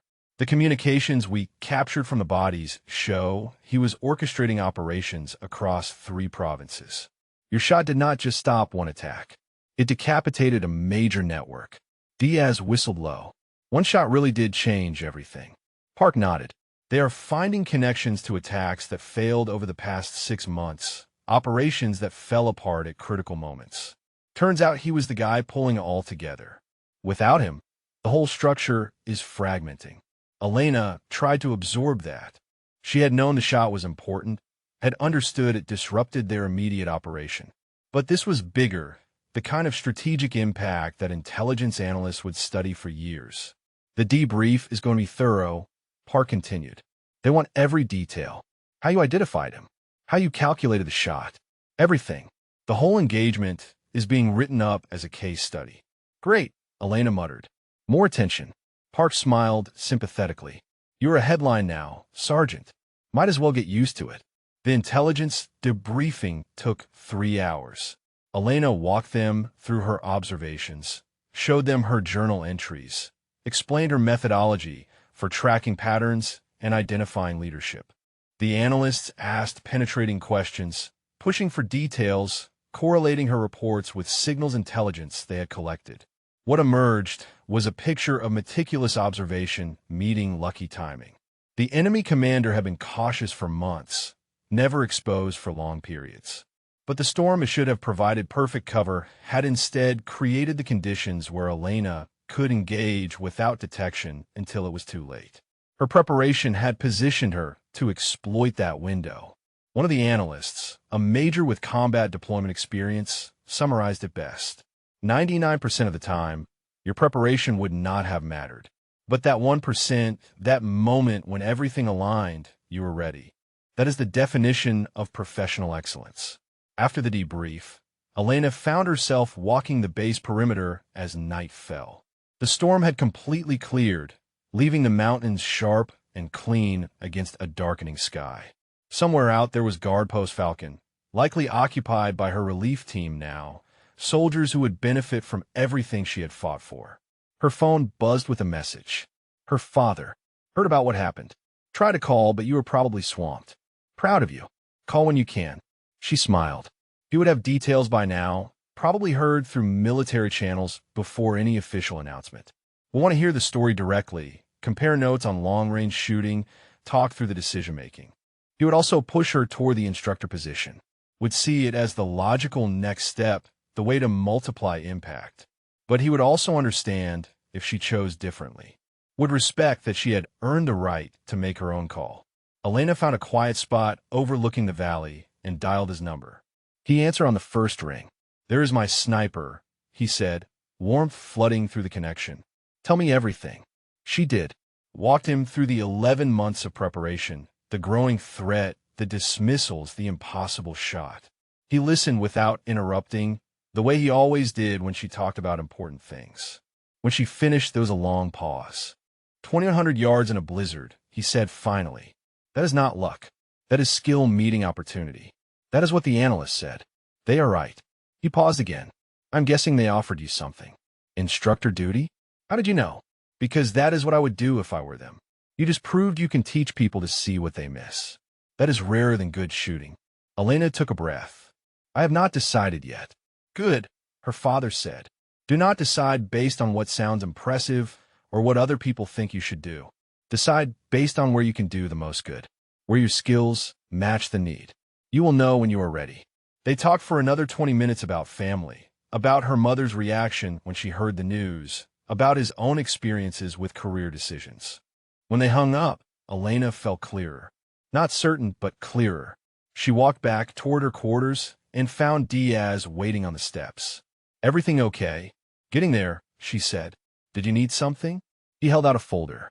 This came for you. Orders. Elena opened it and scanned the contents. Temporary duty assignment. She was being sent back to the States for 2 weeks. Required medical evaluation after combat stress. Public affairs coordination for the Silver Star ceremony. And meetings with training and doctrine command about curriculum development for advanced sniper courses. They were not waiting for her decision. They were already moving her toward it. She looked at Diaz. What are your orders? Staying here for now. They asked if I wanted to rotate back to Guard Post Falcon. I said yes. Elena studied him. You sure about that? He nodded. Someone needs to maintain what you started. Make sure it stays important. Besides, I kind of like the view up there. It was the right answer, and it helped Elena understand her own path more clearly. Diaz would hold the position. Others would cycle through, learning what it meant to watch the forgotten places. But someone needed to ensure that across the force, snipers understood not just the mechanics, but the mindset. That someone could be her. The point of no return was approaching. Not the shot that was already made, but the decision about what came after. About whether she would keep fighting the system from within, or whether she would help reshape it by teaching others to fight their own battles. Both mattered. Both were needed, but she could only choose one path. And the choice would define everything that came next. The C-17 transport touched down at Dover Air Force Base 14 hours after leaving Afghanistan. Elena descended the ramp into Delaware cold that felt nothing like mountain cold, softer somehow, less honest. A staff sergeant from Public Affairs met her with a tablet full of schedules and a smile that suggested he dealt with reluctant heroes regularly. "Welcome home, Sergeant Voss. We have got a full itinerary for you. Medical evaluations, media coordination, and meetings with Traddock about the instructor program." She followed him to a waiting vehicle, watching America slide past the windows. Clean streets, traffic lights, people going about their lives with no idea that 2 weeks ago she had been in a bunker fighting for her life. The disconnect was jarring. The medical evaluation at Walter Reed took 2 days. Physical exams showed she was healthy despite the stress. Psychological screening was more complicated. The therapist, a colonel with kind eyes and a direct manner, asked questions that cut through pretense. "You experienced significant combat stress, faced death, made life-and-death decisions under extreme pressure. How are you processing that?" Elena considered her answer carefully. "I did my job. People are alive because of it. That helps. But I keep thinking about all the ways it could have gone wrong. If the wind had shifted, if my calculations were off by a fraction, if I had hesitated, the margin between success and catastrophe was so thin." The therapist nodded. "That awareness is healthy. It means you understand the weight of what you did. The soldiers who worry me are the ones who think it was easy or inevitable. They talk for an hour about coping mechanisms, about the transition from combat to garrison, about the importance of processing experience rather than burying it." Elena left feeling slightly more grounded, though the surreal quality of being stateside persisted. The public affairs coordination was everything she had dreaded. They wanted her for interviews, for promotional material, for recruiting videos. She pushed back hard, insisting that Diaz deserved equal recognition, that Lieutenant Park support had been critical, that this was not about one person. The PA major understood, but was unmoved. "I get it, Sergeant. You're not comfortable with attention. But right now the Army needs positive stories. Needs to show that individual courage and initiative still matter. You're that story whether you like it or not." She agreed to minimal participation. One interview, one video, nothing that made it seem like she had done alone. The meeting with Training and Doctrine Command was different. 3 colonels and a brigadier general, all with combat experience, all interested in what she could teach. They asked about her methodology, her preparation techniques, her decision-making under pressure. The general, a sniper himself decades ago, got to the core of it. "What you did at Guard Post Falcon was not just about shooting. It was about seeing the problem, preparing for contingencies, and having the moral courage to act when the system failed you. That is what we need to teach. Not just marksmanship, but the complete package." Elena found herself engaged despite her reservations. These were serious people asking serious questions about how to improve training. She walked them through her journal methodology, explained how she built pattern recognition, discussed the importance of environmental mastery. The brigadier listened carefully, then leaned forward. "Here is what I am proposing. You come to Fort Benning as an instructor, but not just teaching shooting. You develop an entire course on independent operations from remote positions. How to observe, how to analyze, how to maintain effectiveness when you are forgotten or dismissed. We build it around your experience." That would mean accepting the position, committing to a new path. Elena felt the decision crystallizing, the abstract becoming concrete. "Can I have time to think about it, sir?" "You have 48 hours, the general said. After that, we need to move forward with or without you. That evening, Elena called her father again. They talked through the details, the pros and cons, the long-term implications. He listened more than he advised, asking questions that helped her think rather than telling her what to do. What does your gut say? He finally asked. That I can do more good teaching than I can do holding one position. That the system needs people who understand why the forgotten places matter, and I can teach that understanding. Then you have your answer. But what if I am wrong? What if the remote positions slip back into being dismissed once I am not there to fight for them? Her father was quiet for a moment. Sweetheart, you cannot hold the whole system on your shoulders. You did something extraordinary. You proved a point. Now the question is how to multiply that impact. Teaching is multiplication. One person becomes 10, becomes 100. That is how you change culture. She knew he was right. Knew that staying would be about her ego, about wanting to be the one who maintained what she had built. Teaching was about letting go, about trusting others to carry forward the lessons. I'm going to accept, she said. Good. Her father's pride came through clearly. Your mother will be thrilled. She has been worried about you on that mountain. They talked for a few more minutes before hanging up. Elena sat in her temporary quarters and felt the weight of decision settle. Not relief exactly, but resolution. The path forward was clear. She spent the next day drafting her acceptance and outlining ideas for the course. The methodology she had developed. The importance of detailed observation. The courage to trust your analysis against official dismissal. The preparation that turned impossible into achievable. All of it could be taught, should be taught, will be taught. The Silver Star ceremony was scheduled for the following week at the Pentagon. Elena tried to focus on the curriculum development, but the approaching ceremony created its own anxiety. She would see Kirkland's replacement, the battalion commander, soldiers from Warhorse. All of them witnesses to her vindication, but also reminders of how close it had come to disaster. Lieutenant Park called 2 days before the ceremony. Just wanted to give you a heads up. Kirkland tried to fight the relief for cause. Claimed you had been insubordinate, that he was justified in his decisions.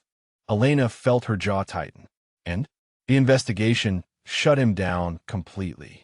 Your journal entries, the timeline, the intercepts, everything proved you were right, and he ignored it. He is facing a court-martial for dereliction of duty. His career is not just over, it is ending in disgrace. There was no satisfaction in that for Elena. Just waste. A career destroyed because someone had been too proud to listen, too arrogant to consider that a sergeant might see something he missed. How was the battalion? She asked. Different, Park said. People are more careful about dismissing reports from junior personnel, more willing to investigate instead of assume. Your story is being used in leadership courses as an example of what happens when egos override evidence. So, something good came from it. A lot of good came from it, Park corrected. You saved lives, changed policy, inspired people. That matters more than one destroyed career.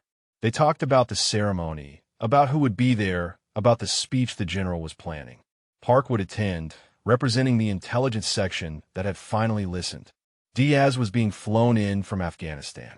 The battalion commander would present the award. It would be official, public, final. Elena spent the evening before the ceremony walking around Arlington, visiting the memorials, thinking about all the soldiers who had done hard things in difficult circumstances. The names on the walls represented sacrifice and service, but also the countless small decisions to do the right thing, even when it cost everything. She thought about the shot again. 2,100 yards. Impossible condition. One chance. But it had not really been one chance. It had been 11 months of preparation, creating the possibility that one chance could succeed. The shot was just the visible moment. Everything before was the real work. That was what she would teach. Not the glory moment, but the unglamorous preparation that made glory possible. The daily discipline, the careful observation, the courage to trust yourself when everyone else doubts. Her phone buzzed with a message from Diaz. Just landed. See you tomorrow. Nervous? She typed back. Terrified. You? Same. But we held guard post Falcon. We can handle a ceremony. Elena smiled. The kid was right. They had faced worse than speeches and medals. They had held the forgotten flank when it mattered most. Everything after that was just paperwork.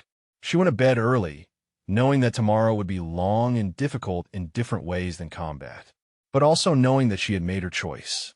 After the ceremony, after the recognition and the attention, she would go to Fort Benning. She would teach. She would help build a culture where doing the right thing was normal instead of exceptional. The forgotten flank had taught her that every position mattered if approached correctly. Now she would teach others the same lesson, multiplying the impact far beyond what one sniper on one mountain could achieve alone. The shot had changed everything, but what came after would define whether that change lasted. Tomorrow, she would start making sure it did. The Pentagon briefing room held more people than Elena had expected. Senior officers from across the Army, representatives from other services, media with cameras, all of them there to witness the formal recognition of what had happened on a forgotten mountain half a world away. She stood in her dress uniform, medals aligned perfectly, feeling exposed in a way that combat never made her feel. In combat, you had a mission, clear objectives, defined rules of engagement. This was performance, theater, something she had never trained for and did not want. Diaz stood beside her, equally uncomfortable in his dress blues. They had agreed to present a unified front, two soldiers who had held the position together. The Army wanted to focus on Elena, but she had insisted that Diaz receive equal recognition. He had held a machine gun while she took the shot. He had maintained communications when command dismissed them. He deserved to be here. The battalion commander entered, followed by Lieutenant Park and a brigadier general from Traddock. They took positions at the front of the room as everyone came to attention. The general called them to ease and began speaking. We are here today to recognize extraordinary courage and professional excellence under the most challenging circumstances. Staff Sergeant Elena Voss and Private First Class Marcus Diaz were assigned to guard Post Falcon, a remote observation position in Afghanistan. What happened there represents everything we value in our soldiers. He walked through the timeline, the 11 months of preparation, the developing threat, the dismissed warnings, the impossible shot, the desperate defense. Elena listened to her own story told by someone else and barely recognized it. The general made it sound heroic and inevitable. She remembered it as terrifying and uncertain. Staff Sergeant Voss demonstrated not just marksmanship, but the complete package of skills we need in our snipers. Observation, analysis, preparation, courage. When the system failed to see the threat, she continued to perform her duty. When ordered to remain silent, she spoke up anyway because lives depended on it. And when the moment came, she was ready. The general paused and looked directly at Elena. That readiness was not luck. It was the result of dedication and professionalism that should serve as a model for every soldier in this army. He called her forward. Elena marched to the front, every step measured and precise. The general opened the citation and read the formal language. For conspicuous gallantry and intrepidity in action against an enemy of the United States. The words felt disconnected from the reality she remembered, sanitized, and formalized. Then the general pinned the silver star on her uniform, the medal surprisingly heavy. He stepped back and saluted. Elena returned the salute, maintaining composure despite the emotion building in her chest. Diaz was called forward next, receiving the Bronze Star with V device for valor. The general spoke about his courage and loyalty, about holding his position despite overwhelming odds. Diaz accepted with visible pride, his youth showing through the formal military bearing. After the official ceremony came the informal part. Officers approaching to shake hands. Media asking for quotes. Fellow snipers wanting to hear details about the shot. Elena navigated it as best she could, deflecting attention when possible, acknowledging support when necessary. Her father appeared in the crowd, having flown in from Colorado. He wore his own dress uniform, the combat patches and decorations showing a career of service. They embraced briefly, both of them uncomfortable with public displays, but making an exception. "Proud of you," he said quietly. "Your mother wanted to come, but someone needed to stay with your grandmother." She sent her love. Tell her I will call tonight. He studied her face. How are you really doing with all this? Elena glanced around the room at the pageantry and attention. Honestly, I will be glad when it is over and I can get to work. Her father smiled. That is my girl, always focused on the mission. Lieutenant Park found them and introduced himself to her father. The two veterans fell into easy conversation about deployments and experiences, the common language of people who had served. Elena listened and felt a sense of continuity, of being part of something larger than individual moments. The battalion commander approached, his expression serious but warm. Sergeant Voss, I wanted to apologize personally. I should have listened to you. Should have investigated your reports instead of deferring to Kirkland's judgment. That failure is on me. Elena appreciated the honesty. Sir, the system failed. Not just one person. We all need to do better. We will, he said. That is a promise. Your example is being taught at every level now. How to listen to junior personnel. How to verify instead of assume. You changed the culture. It was the kind of statement that should have felt good, but mostly felt heavy. One person should not have to fight that hard to be heard. The fact that it took an impossible shot and a near disaster to create change meant the system had been badly broken. But it was changing. That mattered. The brigadier general found her as the crowd thinned. Elena, we need your final answer on the instructor position. I know you have 48 hours, but planning timelines are tight. Elena had made her decision days ago, but the formality of stating it still felt significant.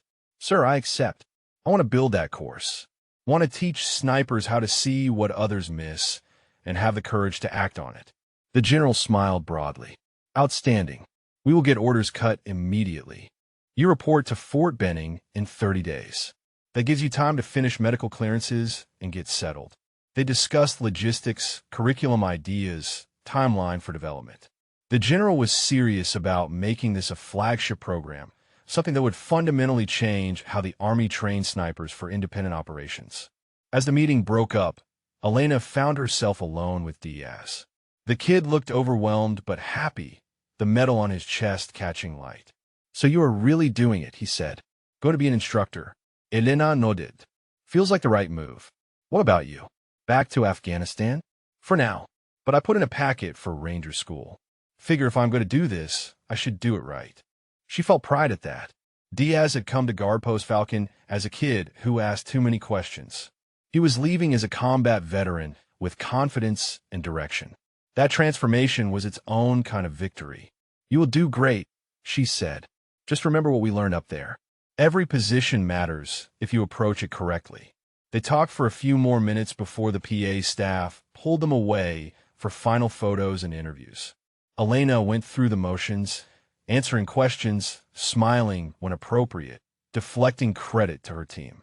But her mind was already moving forward, thinking about curriculum structure, about how to teach pattern recognition, about creating scenarios that would challenge students to trust their analysis against pressure to conform. The ceremony had been necessary, the recognition important for the Army's narrative. But the real work was ahead, building something that would last beyond her individual experience, creating a generation of snipers who understood that preparation and courage mattered more than equipment or credentials. That evening, back in her temporary quarters, Elena called her mother. They talked for an hour about everything and nothing. Family news, plans for her next leave, the ceremony.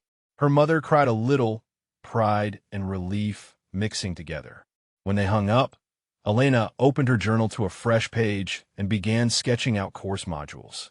Module 1, Observation Methodology. Module 2, Pattern Analysis Under Uncertainty.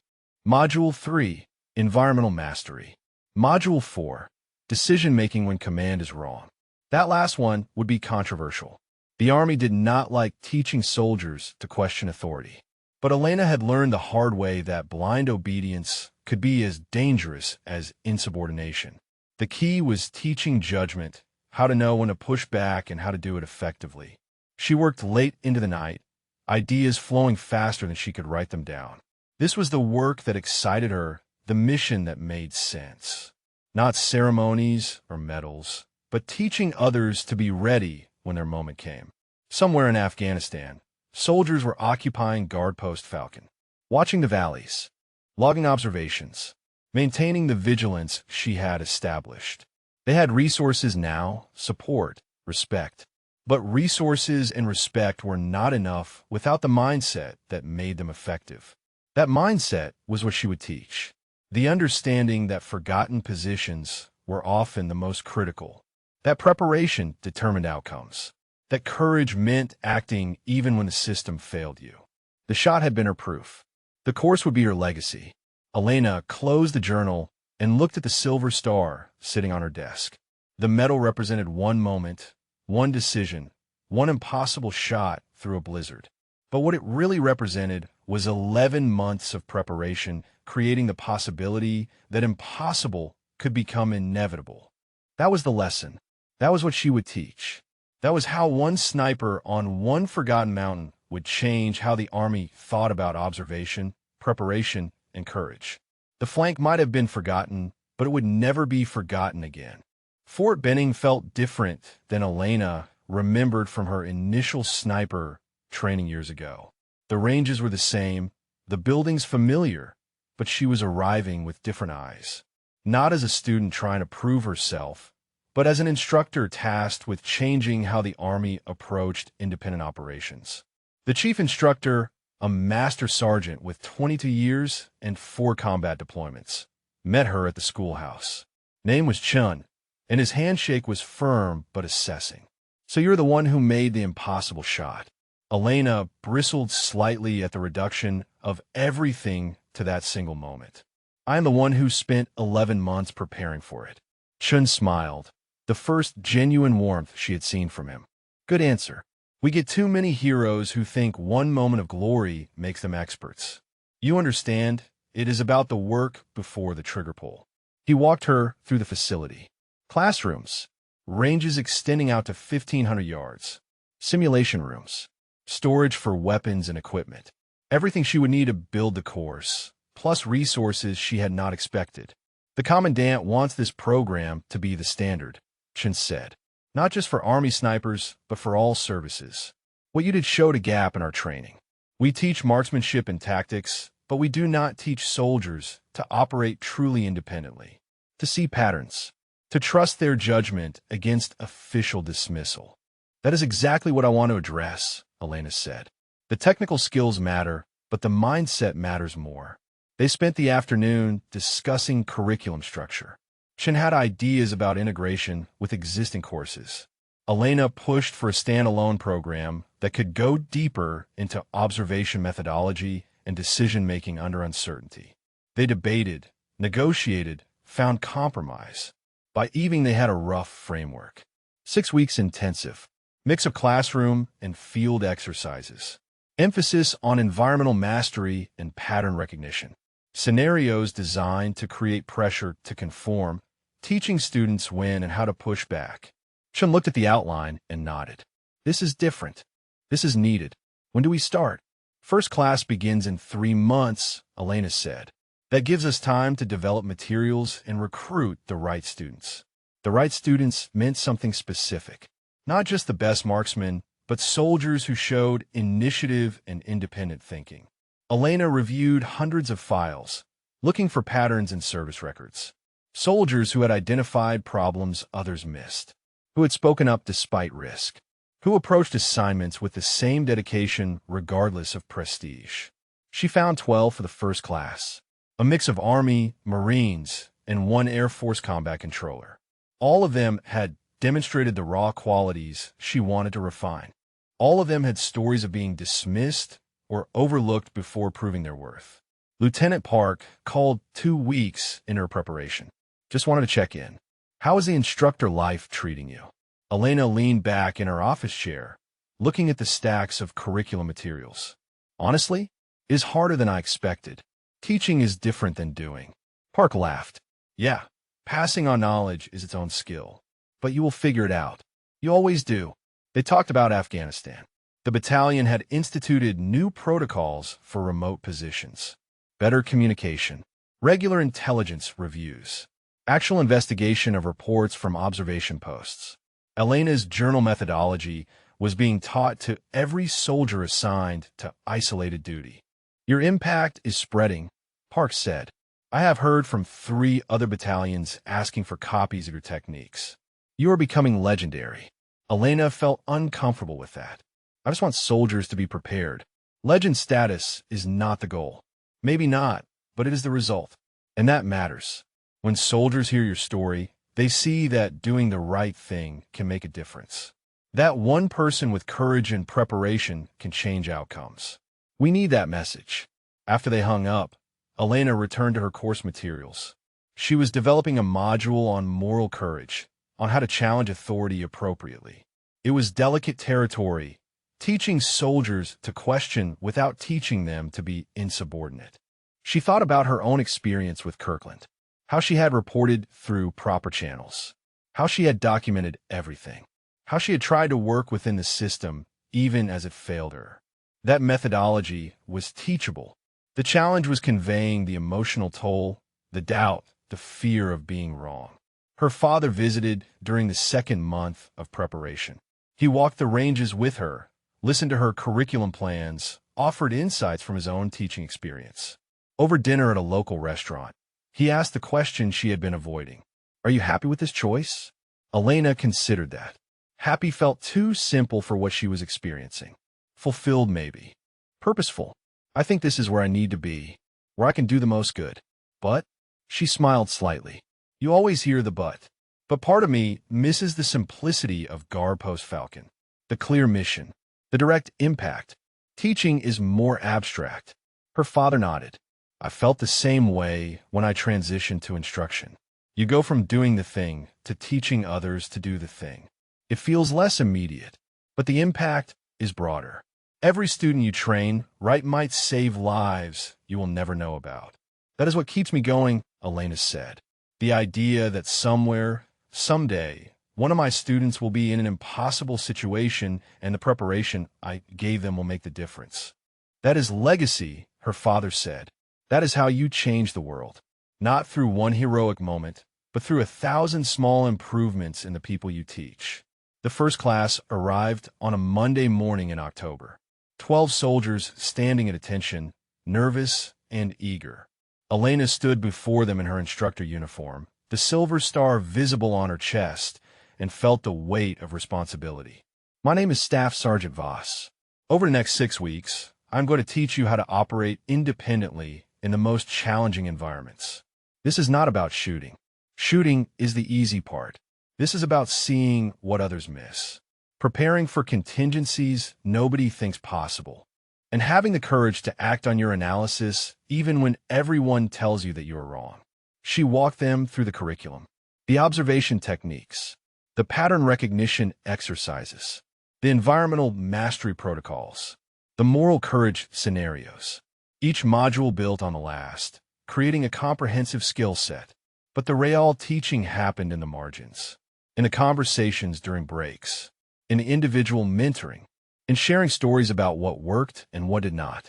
Elena found herself drawing on every experience, every mistake, every success to help her students understand not just what to do, but why it mattered.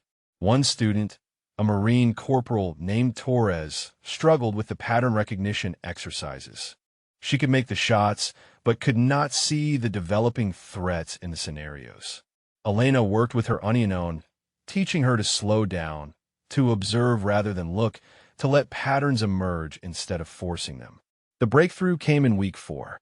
Torres identified an ambush setup in a simulation that 3 other students had missed. The pride on her face reminded Elena of her own early successes, the moment when preparation clicked into competence. Another student, an Army sergeant named Williams, pushed back during a moral courage scenario, arguing that questioning orders was fundamentally wrong. Elena used it as a teaching moment, discussing the difference between healthy skepticism and insubordination, between following orders and following them off a cliff. The most important thing I can teach you, she told the class, is that rank does not equal correctness. Respect the chain of command, but verify information. Trust your training, your preparation, your eyes. And when you know something critical that command is missing, find a way to make them hear it. William still looked skeptical, but he was thinking, processing. That was enough. Seeds planted did not always sprout immediately. By week 6, the class had transformed. They moved differently, observed differently, thought differently. The final exercise put them in impossible situations requiring both technical skill and moral courage. They had to identify threats command denied existed, take shots under extreme conditions, defend their decisions against pressure to conform. Every student passed. More importantly, every student showed they had internalized the mindset Elena was teaching. They were not just better marksmen. They were independent operators who could function when cut off from support, who could trust their preparation, who could make hard calls under pressure. At the graduation ceremony, Elena watched them receive their certificates and felt something unexpected. Not just pride, but hope. These 12 would deploy to units around the world. They would teach others. They would apply these lessons in situations she could not predict. The multiplication her father had talked about was beginning. The commandant pulled her aside after the ceremony. Outstanding work, Sergeant Voss. The feedback from the students is exceptional. We are already getting requests from other commands for slots in the next class. Elena felt the weight of success mixing with the responsibility it created. This was not a one-time thing anymore. It was becoming a program, an institution. She would be teaching this for years, shaping generations of snipers. That night, she sat alone in her quarters and opened her journal to a new page. She wrote about the first class, about what worked and what needed adjustment, about the students who had struggled and succeeded, about the feeling of watching her lessons take root in other people. Then she wrote something else, a note to her future self. Remember that every student represents lives that might be saved, preparation that might matter, courage that might change outcomes. This work is not glamorous, is not dramatic, but it is essential. The impossible shot had made her famous. But this quiet work of teaching, this patient building of competence and confidence in others, this was what would define her legacy. Guard Post Falcon was thousands of miles away, occupied by soldiers she had never met. But the principles she had proven there were alive in this classroom, in these students, in the spreading understanding that forgotten positions mattered and preparation determined outcomes. The flank was no longer forgotten, and neither would be the lessons learned there. 6 months into her instructor assignment, Elena received an unexpected message. Guard Post Falcon was being formally upgraded and redesignated.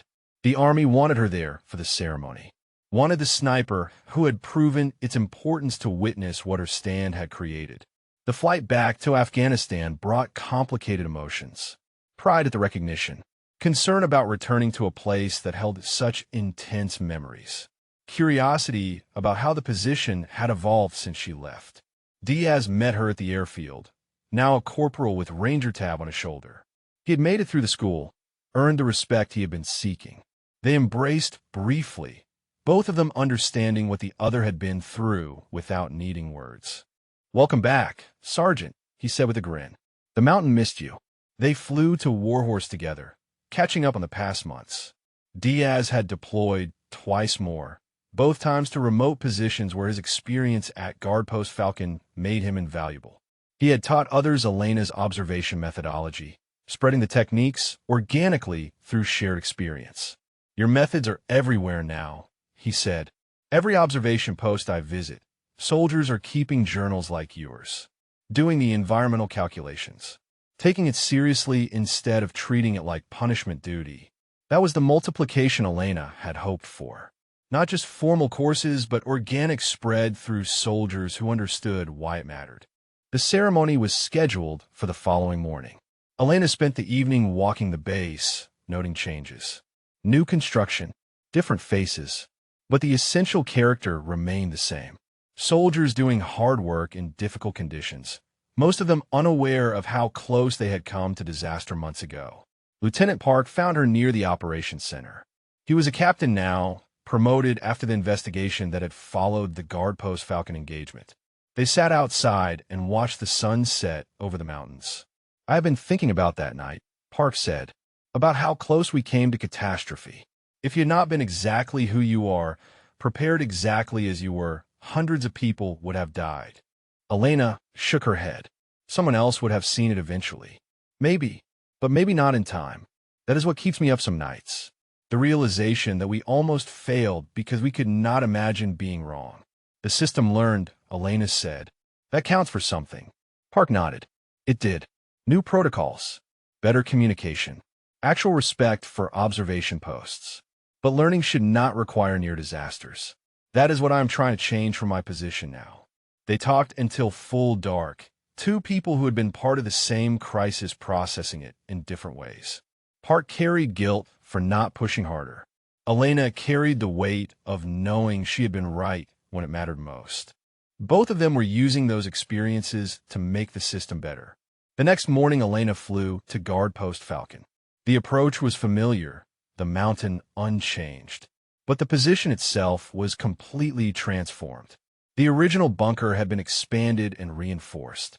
New communications equipment, better living quarters, a 4-person team instead of 2. Resources that showed the army took this position seriously. The team occupying it stood at attention as she arrived. A staff sergeant named Ramirez led them, a quiet professional who had specifically requested the assignment after hearing about what had happened there. Sergeant Voss, he said, it is an honor. We have been maintaining your standards. He showed her the observation logs. Detailed, comprehensive, following the methodology she had developed but adapted and improved. These soldiers had taken her framework and made it their own, proof that good teaching empowered rather than constrained. The ceremony itself was simple. The battalion commander, the same colonel who had apologized to her months ago, spoke about the importance of vigilance and preparation, about soldiers who held unglamorous positions with the same dedication as those in prestigious assignments, about Elena's example, changing how the Army valued its observers. Then he unveiled the new designation.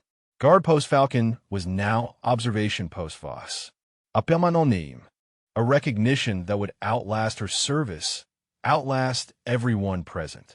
Future soldiers would occupy OP Voss without knowing the full story, but the name would carry the lesson forward. Elena felt the emotion rising but kept her composure. This was not about her. It was about ensuring that forgotten positions stayed visible, that soldiers assigned to remote duty knew their work mattered. After the ceremony, she spent time with Ramirez's team, shared techniques, listened to their observations, answered questions. They showed her improvements they had made to the position, problems they had solved, efficiencies they had developed. It was exactly what she had hoped for.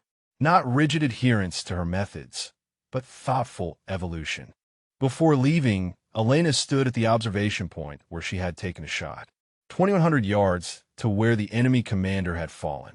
The valley was peaceful now, snow-covered and quiet. Hard to imagine it had been full of threats 6 months ago. Diaz joined her. You ever regret it? Taking the shot, I mean. All the attention and pressure that came after? Elena considered that. No, because if I had not taken it, good people would have died. Everything after was just dealing with consequences. I can handle consequences. He smiled. You handle them better than most. Change the whole system. We changed it, Elena corrected. You held that position with me. You backed me up when command said I was wrong. That mattered just as much as the shot. They flew back to Warhorse together, both of them carrying the experience forward in different ways. Diaz would continue serving in remote positions, teaching by example. Elena would teach formally, building the next generation. Different paths, same purpose. That evening, Elena video called her father, showed him the renamed observation post, told him about the ceremony, described the team now holding the position. He listened with visible pride, asking questions, offering perspective. You did good work, sweetheart, he said finally. Not just the shot, but everything after, turning one moment into lasting change. That is what separates a good soldier from a great one. I learned from the best, Elena said. Her mother appeared on screen, joining the conversation. They talked about family, about when Elena would get leave, about her mother's garden and her grandmother's health. Normal things, grounding things. Reminders that life existed beyond military service and impossible shots and ceremonies. After hanging up, Elena opened her journal and began writing. Not curriculum notes this time, but reflection. About the journey from Guard Post Falcon to instructor duty. About the soldiers she had taught and the ones still to come. About the responsibility of legacy and the importance of getting it right. She thought about all the observation posts scattered across conflict zones worldwide. Soldiers watching, preparing, doing essential work that nobody noticed until crisis hit. Some of them would be trained in her methods. Others would develop their own. But all of them would benefit from a system that now understood their value. The forgotten flank had become unforgettable, not because of one impossible shot, but because that shot had proven a larger truth. That every position mattered. That preparation determined outcomes. That courage meant standing firm when everyone said you were wrong. Elena would teach these lessons for years to come, would shape hundreds of snipers who would deploy to their own forgotten positions. Some would face crises. Some would serve quietly without drama. All of them would be better prepared because she had been willing to fight for what she knew was right. If you enjoyed this story, please drop a comment and let us know your favorite part, character, or if you've had a similar situation happen to you before. Maybe you have witnessed courage in unexpected places or know someone who proved their worth when others doubted them. The journal entry complete, Elena closed the leather cover and set it aside. Tomorrow she would return to Fort Benning, return to teaching, return to the quiet work of building excellence in others. But tonight she allowed herself to remember the mountain, the storm, the impossible calculation, the shot that changed everything, the defense that proved she would not give ground, the vindication that came too late but still came. She thought about the Afghan children she had shared her rations with, wondered if they were still climbing that trail. Thought about the soldiers at Opie Voss maintaining watch through another cold night. Thought about her students preparing for their own deployments, carrying lessons she had taught. The work continued. Different forms, different places, but the same essential purpose. Watching the places others forgot. Preparing for the moments that mattered. Having courage to trust preparation when the impossible became necessary. Elena Voss had held the forgotten flank when it mattered most. Now she would spend her career ensuring others could do the same. The shot had been hers alone, but the legacy belonged to everyone who understood that forgotten did not mean unimportant. That every position, every soldier, every moment of preparation could be the thing that changed everything. The flank was no longer forgotten, and it never would be again.